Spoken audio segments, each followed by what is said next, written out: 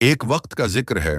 दूर दराज के एक गांव में जमील खान नामी किसान अपनी बीवी नोरा बीबी के साथ एक सादा सी जिंदगी गुजार रहा था। जमील अपनी मेहनत, दयानतदारी और सच्चाई के लिए पूरे गांव में जाना जाता था।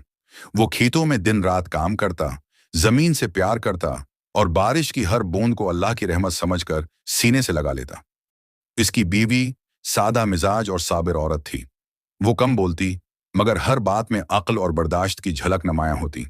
जमील का करीबी दोस्त रफाक था, अक्सर खेतों में उससे मिलने आता और कहा करता, जमील भाई, तुम्हारे जैसे लोगों की वजह से ही ये जमीन आबाद है।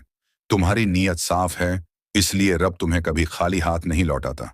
मगर गांव में एक और शख्स भी था, इकरम खां। वो गांव का चौधरी था, मगर अपने अहदे का नाजायज फायदा उठाता, लोगों को धमकाता और दूसरों की कामयाबी देखकर जलता। जब उसे ये मालूम हुआ कि जमील की फसल इस बार सबसे अच्छी हो रही है और लोग जमील को इज्जत देने लगे हैं, तो वो अंदर ही अंदर सलगने लगा। इकरम ने अपने खादिम को बुलाकर कहा, ये जमील हर साल कैसे कामयाब हो जाता है? अब तो लोग मुझे छोड़कर उसकी बातें करने लगे हैं। खादिम ने चापलूसी से जवाब दिया, चौधरी जी, अगर आप चाहें तो कोई ऐसी तरकीब की जा सकती है कि जमील खां की जमीन भी बेकार हो जाए। चंद दिन बाद एक अंधेरी रात में इकरम के आदमियों ने जमील के खेत में पानी छोड़ दिया, जिससे उसकी सारी फसल तबाह हो गई। सुबह जब जमील ने यह मंजर देखा तो जमीन पर बैठकर खामोशी से मुट्ठी की लपट को सीने से लगा लिया। नूरा बीबी रोती हुई बोली, अब क्या होगा? हमारे पास तो कुछ भी नहीं बचा।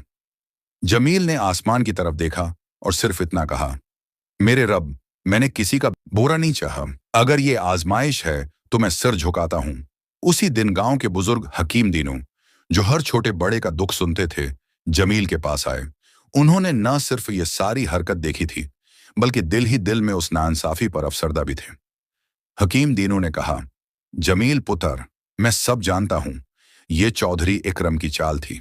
अगर तुम कहो तो मैं पंचायत में गवाही दूंगा। जमील ने हकीम की तरफ देखा और कहा, हकीम जी, अगर मैं भी वैसा बन जाऊं तो फिर मेरा और उसका क्या फर्क रह जाएगा? मैं इंसाफ चाहता हूं, बदला नहीं। चंद दिन बाद पंचायत का ऐलान हुआ।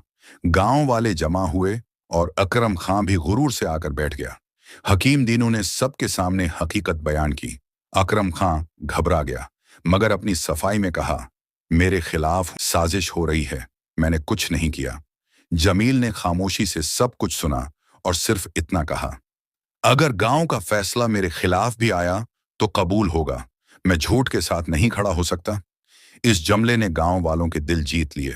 सबने एक जबान होकर कहा कि इकरम खां को इसके मनसब से हटा दिया जाए और गांव का नया नुमाइंदा वो हो जिसकी नीयत साफ हो। चंद ही दिन में जमील को न सिर्फ इज्जत मिली, बल्कि लोग उससे मशूरा लेने भी आने लगे। नूरा बीबी ने कहा, देखा, सच कभी झूठ से नहीं हारता। जमील ने मुस्कुराकर कहा, रास्ता अगर सीधा हो तो मंजिल जरूर मिलती है, चाहे देर से ही सही। कहानी खत्म होते हुए कहानी हमें सिखाती है, जो दूसरों के लिए गाढ़ा खोदता है, खुद उसी में गिरता है। सच्चाई, दयानतदारी और सब्र वो खजाने हैं जो वक्त की गर्दिश में भी कम नहीं होते।